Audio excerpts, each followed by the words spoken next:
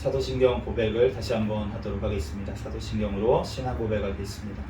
전능하사 천지를 만드신 하나님 아버지를 내가 믿사오며 그 외아들 우리 주 예수 그리스도를 믿사오니 이는 성령으로 잉태하사 동정녀 마리아에게 나시고 본디오 빌라도에게 고난을 받으사 십자가에 못 박혀 죽으시고 장사한 지 사흘 만에 죽은 자 가운데서 다시 살아나시며 하늘에 오르사 전능하신 하나님 우편에 앉아 계시다가 저희로서 산자와 죽은 자를 심판하러 오시리라. 성령을 믿사오며 거룩한 공예와 성도가 서로 교통하는 것과 죄를 사하여 주시는 것과 몸이 다시 사는 것과 영원히 사는 것을 믿사옵나이다. 아멘. 이 시간 주님 주신 말씀 보도록 하겠습니다.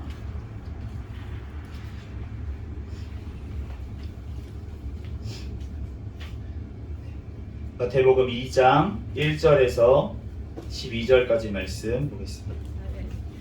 마태복음 2장 1절에서부터 12절까지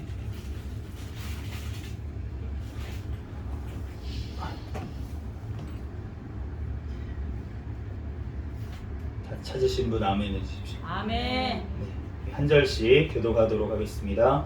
헤로드 왕 때에 예수께서 유대 베들레헴에서 나심에 동방으로부터 박사들이 예루살렘에 이르러 말하되 유대인의 왕으로 나시니가 어디 계시냐? 우리가 동방에서 그의 별을 보고 그에게 경배하러 왔노라. 헤로드 왕과 온 예루살렘이 듣고 소동한지라. 왕이 모든 대제사장과 백성의 서기관들을 모아 그리스도가 어디서 나겠느냐? 이르되 유대 베들레헴이오니 이는 선지자로 이렇게 기록된 바 또 유대 땅 베들레헴아 너는 유대 고을 중에서 가장 작지도 아니하도다.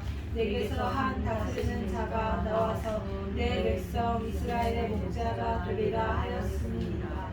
이에 헤롯이 가만히 박사들을 불러 별이 나타난 때를 자세히 묻고 베들레헴으로 보내며 이르되 가서 아기에 대하여 자세히 알아보고 찾거든 내게 보하여 나도 가서 그에게 경배하게 하라. 박사들이 왕의 말을 듣고 갈새 동방에서 보던 그 별이 문득 앞서 인도하여 가다가 아기 있는 곳 위에 머물러 서 있는지라. 그들이 별을 보고 매우 크게 기뻐하고 기뻐하더라. 집에 들어가 아기와 그의 어머니 마리아가 함께 있는 것을 보고 엎드려 아기께 경배하고 보배압을 열어 황금과 유향과 모략을 예물로 드리니라. 그들은 꿈에 헤롯에게서 돌아가지 말라 지시하심을 받아 다른 길로 고국에 돌아가니라. 아멘. 네, 잠시 기도하고 하나님 말씀 전하겠습니다. 할렐루야. 사랑과 은혜가 충만하신 하나님, 은혜와 사랑에 감사합니다. 주님께서 이 시간 가운데서도 성탄 감사 예배로 하나님 앞에 영광 돌릴 수 있도록 은혜 내려주신 하나님 감사합니다. 하나님, 이 시간 또한 주님 앞에 또한 주님의 말씀 마태복음 말씀을 주셨사오니 하나님 이 말씀 통하여서 우리에게 하실 말씀 주님께서 친히 허락하여 주시고 깨닫는 지혜를 성령 하나님께서 허락하여 주시옵소서. 이 시간 부족한 종을 단히 세우셨사오니 모든 허물들 예수 그리스도의 십자가의 보혈의 피로 아버지 깨끗하게 씻어주시고 이 시간 오직 예수 그리스도만 증거되게 도와주시옵소서. 아멘. 모든 걸 주님께 맡기오며 거룩하신 예수 그리스도의 이름으로 기도합니다. 아멘. 할렐루야. 아멘. 네, 오늘 마태복음 2장 1절에서 12절 말씀은 우리가 너무나도 잘 아는 이제 예수님이 탄생하셨을 때 동방박사가 찾아왔을 때의 기사가 나와 있는데 요즘 보니까 어떤 분들이 이제 동방박사가 우리나라 사람이다 이렇게 주장하시는 분들도 있더라고요. 네, 그러니까 신라 사람이다, 신라의 왕들이 온 거다. 이렇게 그 근거는 이제 그 신라 경주 쪽에 그 도마 바위라고 있어요. 그러니까 이제 거기에 히브리어로 도마라고 써져 있다는 거예요, 글씨가. 그런데 예전에 이제 저희 학교에 웨스트민스터 신학대학교에 저희 그 교수님이 계시거든요. 구약학 교수님이 계시는데 예루살렘에서 오랫동안 계셨어요. 그분이 이제 유학 생활을 하시고 오셨는데 이제 방송국에서 인터뷰가 왔대요, 어느 날. 그 도마바 위에 써져 있는 그 글자를 읽어달라고, 그 히브리어 글자를 읽어달라고 이렇게 연락이 왔대요. 그래서 실제로 사진 찍어온 거를 봤는데 비슷한 모양이긴 한데 아니라는 거예요. 도마가 아니라는 거야. 그래서 그렇게 얘기를 했는데, 그랬더니 어떻게 됐냐면 그 교수님한테 왔던 인터뷰 요청이 없어지고 다른 분이 방송에 인터뷰로 나왔대요. 그러면서 그 도마가 맞다라고 얘기하시는 분이 그 인터뷰에 나왔다는 거예요. 그래서 그런 거를 보면은 우리가 어느 곳에 막 어떤 그런 우상이 되는 것 같은 그런 거를 하나님은 절대 남겨두지 않으십니다. 아멘. 그러니까 우리가 성경 원본이 없잖아요. 우리가 다 사본만 가지고 있는데, 분명히 성경 원본이 있었으면 그거 가지고 우상 숭배를 하는 사람들이 나오기 때문에, 그렇기 때문에 안 남겨두시는 거예요. 노아 방주도 마찬가지입니다. 노아 방주가 어디 있는지 그거 막 찾으러 다니는 분들이 있는데, 그거를 만약에 찾았다라고 하면 그게 우상이 되지 않겠습니까?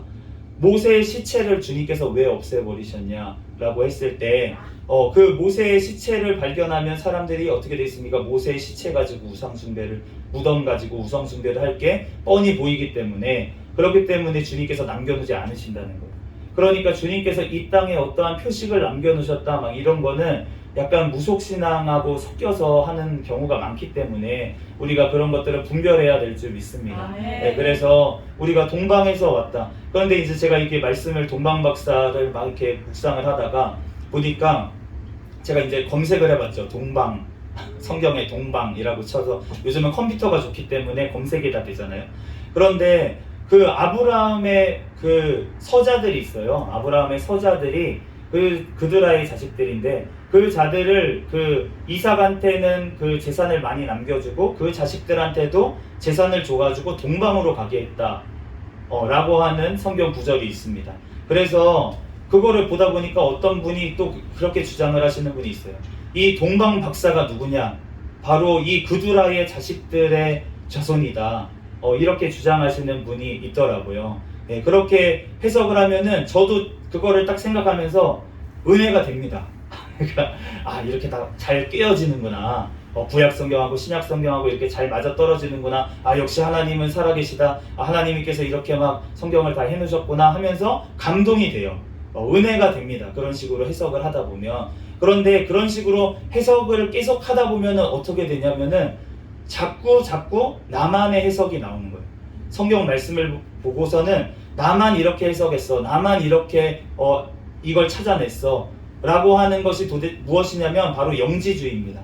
우리 초대교회부터 있었던 영지주의가 뭐냐면은 내가 여기서 영적인 어떤 지식들을 발견해냈다는 거예요. 내가 성경에서 영적인 지식들을 거기서 캐냈다는 것입니다. 그러면서 우리들만 알고 있는 이러한 지식, 이것을 지식을 알아야지 진짜 하나님을 믿는 사람이다.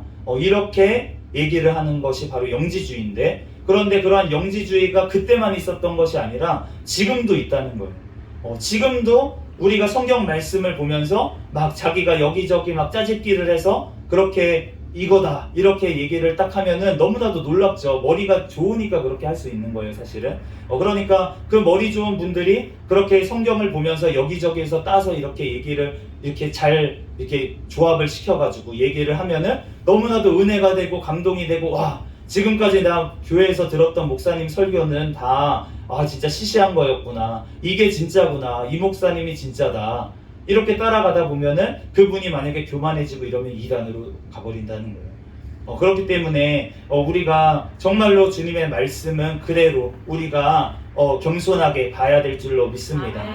그러므로 우리가 예수 그리스도께서 이 땅에 오신 이유가 무엇입니까? 모든 사람들이 예수님을 알아볼 수 있도록 육신의 몸을 입고 이 땅에 오신 줄로 믿습니다. 이 땅에 오셔서 부활하신 분이 아무도 없어요. 부활한 사람이 아무도 없어요. 그런데 부활하신 분이 예수 그리스도시기 때문에 다른 사람 뭐 죽었다가 살아났다 이런 게 아니고, 그 사람은 다시 죽었습니다. 그런 게 아니고 정말로 부활하셔서 승천하셔서 지금도 살아계시는 분은 예수 그리스도밖에 없는 줄로 믿습니다. 그렇기 때문에 다른 어떠한 증거도 아닌 이 예수님이 죽었다가 죽은 자들 가운데서 살아나셨다, 이 증거 하나 가지고 주님께서는 복음을 증거하신 줄로 믿습니다. 그러므로 모든 사도들이 가장 중요하게 생각했던 게 무엇이냐면 예수 그리스도께서 우리를 위해서 십자가에서 죽으신 거고, 그리고 그 3일 만에 부활하셨다. 이 사실, 그리고 예수님께서 승천하셨는데 다시 천국을 가지고 오신다고 약속하셨다. 그 예수님께서 곧 오신다. 이게 복음인 줄로 믿습니다. 아멘. 우리가 이 복음의 말씀만 주님께서 어떠한 사람들, 아무리 어린아이, 정말 무식한 사람이라고 할지라도 주님께서 이 말씀 가지고 모든 사람이 구원을 받을 수 있도록 이 말씀을 우리에게 주셨다는 거예요. 아멘. 그런데 이 말씀이 정말 머리 좋은 일부의 사람들만 구원을 받을 만한 말씀으로 주시지 않았습니다. 주님께서는 이 말씀을 통해서 한글로 쓰여있든 영어로 쓰여있든 히브리어로 써있든 헬라로 써져 있든 상관이 없이 이 말씀 자체로 번역이 돼서 그냥 복음을 듣기만 하면, 그 말씀을 믿기만 하면 영접하는 자, 그 이름을 믿는 자들에게 하나님의 자녀가 되는 권세를 주신 줄로 믿습니다. 아멘. 그렇기 때문에 우리가 이 말씀, 정말 하나님의 말씀을 우리가 연구를 해야 되죠. 그리고 그 말씀에 대해서 우리가 진짜로 우리에게 원하시는 것이 뭔지 우리가 깨달아야죠. 그렇지만 그 어떠한 지식이 중요한 것이 아니라 하나님께서 하신 명령 자체를 우리가 순종하는 게 중요한 줄로 믿습니다. 아멘. 주님께서 사랑하라고 하셨는데 그 사랑하라고 하신 그 명령 자체도 어기면서 가장 중요하다고 하신 그 사랑하라는 말씀, 너네가 서로 사랑해라. 네 주 예수 하나님을 정말 마음을 다해서 뜻을 다해서 힘을 다해서 하나님을 사랑해라 라고 하신 이 명령도 지키지 않으면서 다른 어떤 지역적인 명령을 성경에서 끄집어내가지고 그거를 내가 지식을 알고 있다고 그거 가지고 자랑하는 거, 그거는 주님 봤을 때 아무것도 아니라는 거예요. 오히려 그것 때문에 교만하여진다면 그거 모르는 것이 훨씬 낫습니다. 주님 앞에 우리가 아는 것이 중요한 것이 아니라 주님께서 말씀하시는 안다는 말씀은 무엇이냐면 바로 그 들은 말씀을 순종하는 것이 아는 것인 줄로 믿습니다. 아멘. 우리가 진정으로 야다의 그 안다는 그 말씀을 우리가 깨달으려면 우리가 하나님의 말씀을 순종하면서 나아갈 때 깨닫게 하시는 거예요. 아멘. 그런데 내가 순종하지 않고 안 나아가면은 그 말씀에 대한 그 뜻을 우리가 정확하게 안다고 할 수가 없는 것입니다. 아멘. 우리가 지혜로만 지식으로만 안다고 아는 것이 절대로 아니라는 거예요. 아멘. 우리가 내가 자전거 타는 법을 압니다. 막 자전거 타는 법 막 얘기를 해요. 페달을 무슨 30도 각도로 이렇게 밀어야 되고요. 그러면서 이렇게 핸들은 너무 꽉 잡아도 안 됩니다. 그리고 너무 이렇게 느슨하게 잡아도 안 되고요. 적절하게 이렇게 잡아야 됩니다. 이런 거 모르셨죠? 라고 하면서 사이클 선수에게 그걸 알려준다면 그런 지식을 그 사이클 선수가 뭐라고 하겠습니까? 아, 그렇습니까? 자전거 좀 우리 같이 탈까요? 라고 얘기하지 않겠습니까? 우리가 하나님의 말씀을 아는 것도 중요하죠. 지식적으로 아는 것 중요한데 그 안다는 것은 우리의 삶으로 안다는 거예요. 주님의 진짜 살아계신 내 삶을 통해 역사하시는 그 하나님을 관계적으로 안다는 것입니다. 그런데 내가 지식적으로 예수님을 안다라고 하는 것, 그거가 아무 소용이 없다는 것을 알 수가 있어요. 오늘 본문 말씀에 보면은 예수님을 이 땅에 오셨는데 예수님에 대한 3가지 사람의 부류가 나옵니다. 첫 번째 사람은 어떤 사람이었습니까? 오늘 말씀해 보면은 헤롯이라는 사람이 나와요. 이 헤롯 왕은 어떠한 사람이냐면 전혀 예수님의 오심에 관심이 없습니다. 관심이 없을 뿐만이 아니라 예수님이 오셨다는 소식을 듣는 것이 너무나도 두렵고 싫습니다. 왜냐하면은 자기는 지금 이 땅에서 왕이거든요.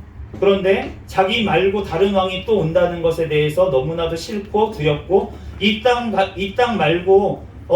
말고 다른 세상의 왕이라는 생각을 전혀 하지 못해요. 왜냐하면은 이 땅이 전부라고 생각하고 살는 사람이기 때문에 왕이 오신다고 하면은 내 자리 지금 뺏기는 거 아니야? 이 생각부터 하게 되는 이 땅만을 바라보는 헤롯 같은 사람이 있습니다. 그래서 이러한 사람은 만약에 교회를 다닌다고 생각을 해보세요. 지금 뭐라고 얘기합니까? 박사들에게 나도 가서 경배하려 하노라. 나도 입으로 지금 가서 경배한다고 그렇게 얘기를 하잖아요. 요즘 성탄절 때 절에서 예수님 탄생을 축하합니다라고 플랜카드를 걸어 놓으시더라고요. 그런데 진짜로 그 플랜카드 걸어 놓은 것을 예수님께서 봤었을 때 진짜로 축하받는다고 생각을 할까라고 하면은 절대로 아니라는 거죠. 아멘. 예수님 축하합니다. 그러면서 예수님이 제일 싫어하시는 우상 숭배를 하고 있으니까 그러면은 그게 주님께서 바라시는 모습이 절대 아니라는 거예요. 그것처럼 지금 헤롯 왕이 그러한 일을 하고 있었다는 것입니다. 예수님 오시는 거 싫습니다. 예수님 관심도 없습니다. 천국 몰라요. 그렇지만 내 자리 지키는 게 중요해요. 내 지금 권력, 내가 가지고 있는 돈 지키는 게 중요한데 그것을 위해서 예수님을 좀 사용하겠습니다. 예수님이 필요하면 좀 사용해보고 나한테 방해되는 것 같으면 내가 예수님 죽여버릴 거예요. 이렇게 생각하고 있는 사람이 지금 헤롯이었다는 거예요. 우리가 교회를 다니면서도 내가 경제적으로 이익이 되기 때문에 교회를 다니고, 내가 교회 다니면서 어떤 정치적으로 권력을 얻기 위해서 교회를 다니고, 그러한 식으로 교회를 다니는 자는 지금 헤롯과 같은 자이라고 주님께서는 말씀하시는 줄로 믿습니다. 또한 어떠한 부류가 있었냐면, 지금 그 베들레헴에서 나신다는 것을 얘기해준 이 대제사장들과 서기관들이 있었어요. 이 대제사장들과 서기관들은 어떻습니까? 지금 예수님이 메시아가 어디서 나겠느냐 했더니 유대 땅 베들레헴이라면서 미가서 5장 2절 말씀. 우리는 미가서 5장 2절에 이 말씀이 있는지도 잘 모를 때도 있는데, 그런데 이 사람들은 바로 이거를 물어보자마자 성경에서 예전에는 절과 이런 것도 없었을 때인데 이것을 찾아낼 정도로 성경의 박사들이라는 거예요. 이 성경을 너무나도 잘 알고 있던 이 자들이 지금 예수님께서 베들레헴에서 나신다는 것을 정확하게 얘기를 합니다. 그런데 이 자들이 지금 예수님이 오셨을 때 이렇게 지식적으로만 알고 있고 전혀 관심이 없어요. 지식으로만 알고 있습니다. 예수님이 오심을 지식으로만 알고 있어요. 우리가 이러한 경우를 또한 볼 수가 있습니다. 예수님에 대해서 너무나도 잘 압니다. 예수님에 대해서 물어보면은 막 어떤 철학까지 다 섞어가지고 진짜 청산유수처럼 말을 하는 학자들이 지금도 기독교의 이름 내에서, 카테고리 내에서 신학자들 중에서 너무나도 많이 있다는 거예요. 그런데 그런 사람들이 예수님에 대해서는 너무나도 잘 아는데 그 예수님이 살아계십니까? 그 예수님이 구주십니까? 라는 대답에는 전혀 대답을 할 수가 없는 자들이라는 거예요. 그 사람들에게는 나의 구주가 아닙니다. 예수님이 부활하셨습니까? 예수님이 부활하셨죠? 네, 예수님이 부활하셨다고 그분들도 얘기를 합니다. 그런데 예수님이 어떻게 부활하셨습니까? 죽은 자들 가운데서 몸이 부활한 게 아니고 제자들의 심령 가운데서 부활하셨습니다. 이렇게 얘기를 한다는 거예요. 예수님께서는 실제적으로 부활하신 줄로 믿습니다. 역사적으로 부활하신 줄로 믿습니다. 예수님께서 부활하시지 않았다면 왜 예수님을 믿습니까 도대체? 저는 교회 안 다닐 거예요. 예수님이 부활하시지 않았다면 저는 교회 안 다닙니다. 자기도 부활하지 못한 자가 어떻게 나를 부활시켜 주겠다고 믿고 따라가겠습니까? 다른 분을 찾아야죠. 이분 아닌가 보다. 부활하시지도 못했네. 그런데 이 역사상 부활하신 분이 예수 그리스도밖에 없으시고 그분이 하나님의 아들이라고 얘기를 하셨던 것이 증거가 무엇이냐면 죽은 자들 가운데서 살아난 자가 아무도 없는데 예수님만 살아나셨다는 거예요. 그 사실로 주님께서 증거하신 줄로 믿습니다. 그렇기 때문에 그 예수님을 통해서만 죄사함을 받고 구원을 받을 수가 있다는 것입니다. 그렇기 때문에 우리가 그 예수님을 경배해야 될 줄 믿습니다. 오늘 세 번째 부류가 있는데 이 자들은 동방에서 온 박사들이었어요.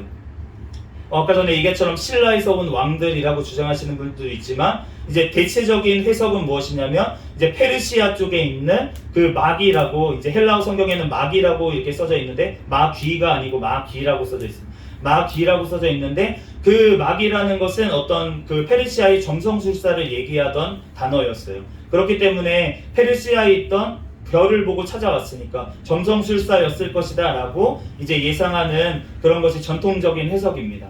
그래서 어쨌든 그 박사들이 지금 왔는데, 그런데 이 박사들은 어떻게든 예수님을 지금 찾아가기 위해서 별을 보고 왔다가 지금 별이 안 보이니까 갑자기, 그러니까 지금 왕이니까 예루살렘에서 나시겠지라고 생각하고 예루살렘에 들어갔는데 예수님은 예루살렘에 계시지 않고 지금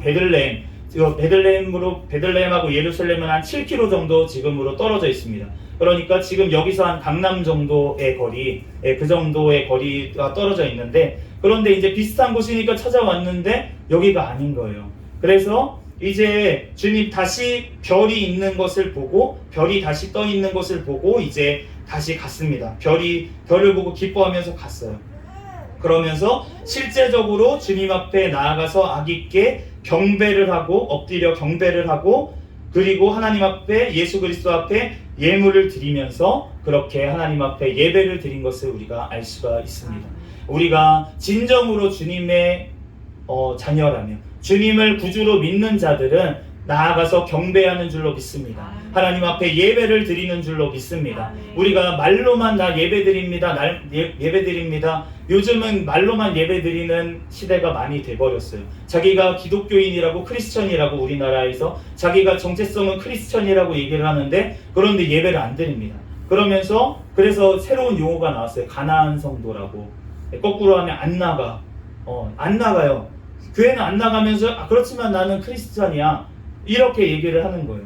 그런데 오늘 말씀해 보면은 이 먼 곳에서 동방에서부터 오려면 얼마나 오랜 기간을, 그 당시에 무슨 비행기가 있는 것도 아니고 자동차가 있는 것도 아니었는데 낙타나 이런 것을 끌고 왔겠죠. 그런데 그런 거를 끌고 오려면 얼마나 긴 거리를 와가지고, 그것도 예물을 준비해서 그렇게 정성껏 하나님 앞에 예배를 드렸다는 거예요. 그 예배 한번 드리기 위해서 이 사람들이 얼마나 수고를 한 것을, 먼 거리를 오고 그렇게 또 귀중한 것들을 준비해서 오는 수고를 그렇게 마다하지 않은 것은 진정으로 그 마음에 경배하려는 마음이 있었기 때문에, 진짜 구세주라는 그러한 믿음이 있었기 때문에 나와서 예배 드린 줄로 믿습니다. 그러므로 우리가 정말로 주님을 구주로 고백하고 정말 예수 그리스도께서 나의 구주 되신다고 믿는다면 우리는 예배를 안 드릴 수 없는 줄로 믿습니다. 우리는 예배를 드리는 것은 크리스천의 당연한 일이에요. 크리스천이라고 하면서 예배를 안 드린다? 이거는 말이 안 된다는 것입니다. 우리가 주님 앞에, 정말로 하나님 앞에 온전히 예배드리는 저와 여러분이 되시기를 예수 그리스도의 이름으로 축복합니다. 이 시간, 오늘 우리가 크리스마스를 맞이했어요. 정말 제가 어렸을 때 크리스마스가 되면은 너무나도 기뻤습니다. 그런데 저는 교회를 안 다녔어요. 그런데도 너무나도 기쁜 이유는 무엇이었냐면 산타클로스를 믿지도 않았어요, 제가.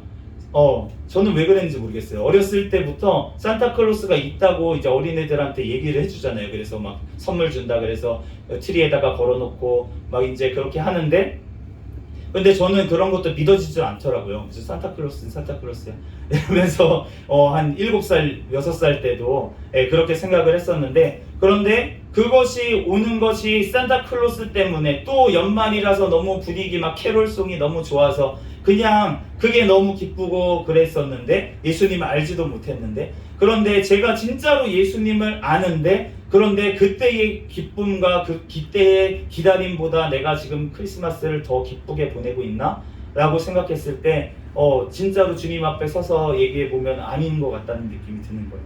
내가 그냥 어렸을 때 예수님을 몰랐을 때 오히려 그 어린 시절의 그러한 감정에 취해서 그렇게 기뻐했던 게 오히려 더 기뻐하는 마음이었다라는 생각이 듭니다.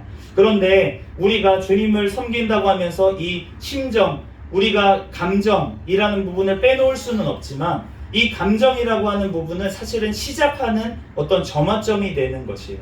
우리가 어떠한 행동을 하기 위해서 어떠한 감정이 먼저 들어야, 그래야지만 행동이 나가기 때문에 이 감정이라는 게 드는 거지, 이 감정만을 계속 느끼려고 하는 것은 잘못된 거라는 것입니다. 우리가 어떠한 사람을 사랑한다라고 했을 때 처음에 설레는 감정이 없으면 그러면 그 사람을 사랑할 수가 있겠습니까? 결혼까지 갈 수가 없잖아요. 그런데 만약 그 사람에 대한 그 설렘이 계속 느끼고 싶다?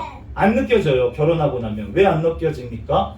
더 이상 그 감정이 필요 없고 이제는 사랑이라는 것을 실제로 행하면서 살아가야 되는 것이 사랑이기 때문에, 실제적으로 어떤 감정이 아니라 정말로 그 사람을 위해서 희생하고 그 사람을 위해서 뭔가를 해주고 이렇게 섬겨주고 끝까지 함께하고 이러는 것이, 그것이 사랑이기 때문에 그 감정이라는 것이 느껴지지가 않는 것처럼 느끼는 거예요. 처음에 그 설렘이. 그렇지만 그 설렘이 없다고 해서 사랑이 덜하다는 것은 아니라는 것입니다. 오히려 그런 설렘이 사랑이야 라고 생각하는 사람들이 어떻게 합니까? 다른 사람을 찾아갑니다. 그러면서 여기 사랑은 끝났고 저기 사랑이 진짜네? 아니라는 거예요. 우리가 진정한 사랑은 한 사람을 사랑하는 것, 그것이 진정한 사랑인 줄로 믿습니다. 우리의 감정이 아니라 진짜적으로 내가 감정이 어떠한 그런 요동이 없더라도 정말로 그 자리에서 그 사람을 위해서 그 옆자리를 항상 지키고, 진짜 어떤 팥뿌리가 되나 뭐하나 항상 같이 있어주는 것, 함께하는 것, 그것이 사랑인 줄로 믿습니다.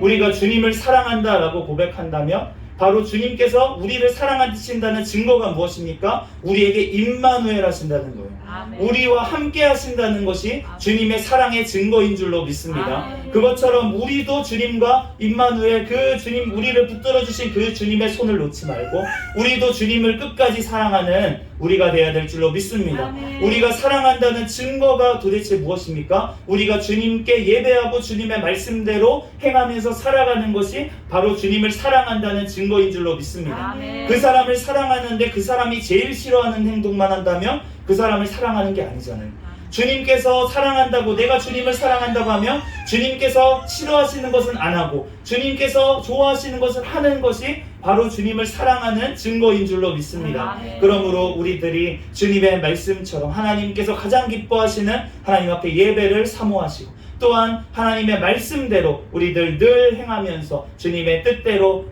말씀대로 우리들 거하는 저와 여러분이 되시기를 예수 그리스도의 이름으로 축복합니다. 아멘. 그럴 때 주님께서 다시 오시는 그날에 잘했다 충성된 종아 칭찬하시며 우리를 영원한 천국으로 인도하셔서 우리와 영원토록 함께 하실 줄로 믿습니다. 아멘. 잠시 기도하겠습니다.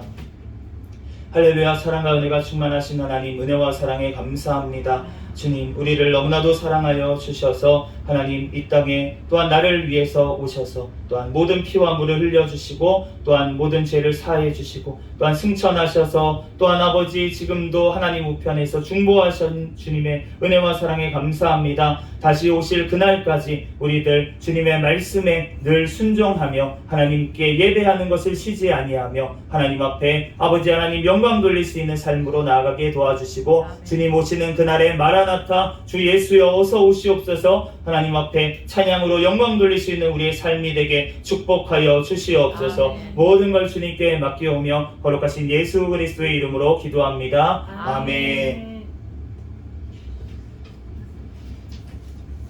드린 헌금 위해서 잠시 기도하겠습니다.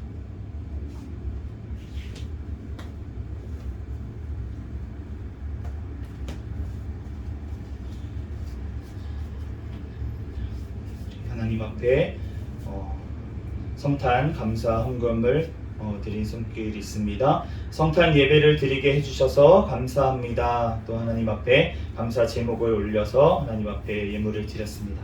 잠시 기도하겠습니다. 할렐루야. 사랑과 은혜가 충만하신 하나님, 은혜와 사랑에 감사합니다.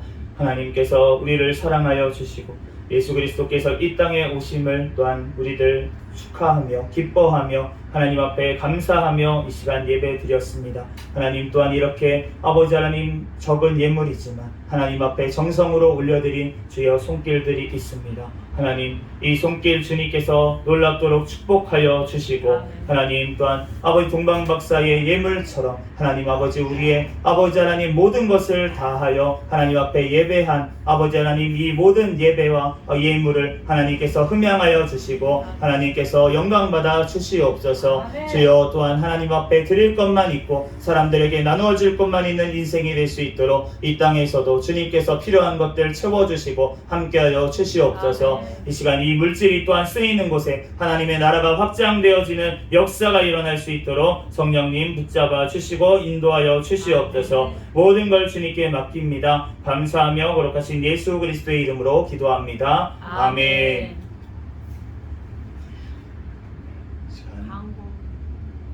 광고요.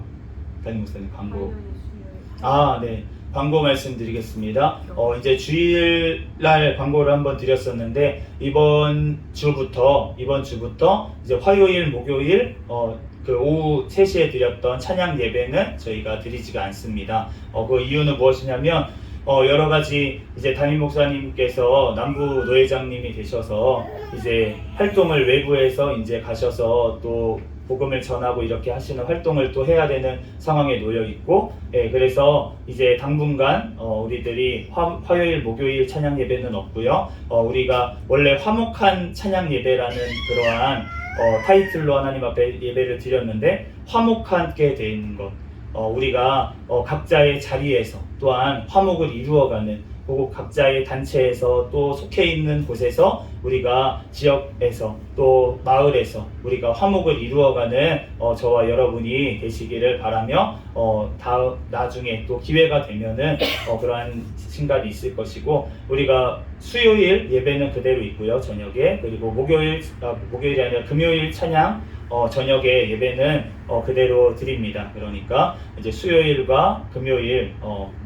오셔서 새벽 예배는 이제 계속 있고요. 주일 빼고 월화수목금토는 계속 있으니까 함께 예배 드리고 또 그렇게 착오 없으시기를 바랍니다. 이 시간 주기도문 하심으로 예배를 마치겠습니다. 하늘에 계신 우리 아버지여, 이름이 거룩히 여김을 받으시오며 나라에 임하옵시며 뜻이 하늘에서 이루어진 것 같이 땅에서도 이루어지이다. 오늘날 우리에게 일용할 양식을 주옵시고 우리가 우리에게 죄 지은 자를 사하여 준 것 같이 우리의 죄를 사하여 주옵시고 우리를 시험에 들게 하지 마옵시며 다만 악에서 구하옵소서. 대개 나라와 권세와 영광이 아버지께 영원히 있사옵나이다. 아멘. 우리 구호 외치도록 하겠습니다. 전도 전도 전도 할렐루야. 시작. 전도 전도 전도 할렐루야. 아멘.